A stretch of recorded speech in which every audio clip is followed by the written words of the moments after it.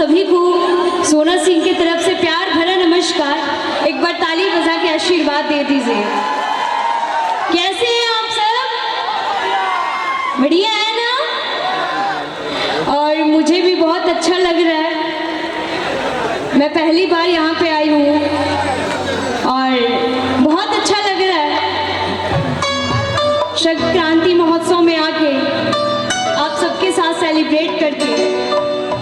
और मैं धन्यवाद देना चाहूँगी तातापानी मेला समिति को, जो मुझे यहाँ पे आप सब बुलाए, इतना प्यार आशीर्वाद दिए।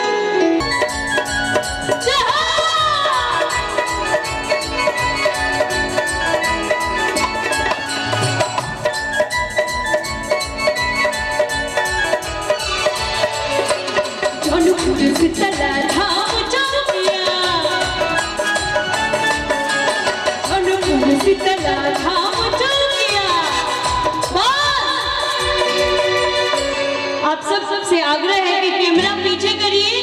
आज हम नहीं, सारे छत्तीसगढ़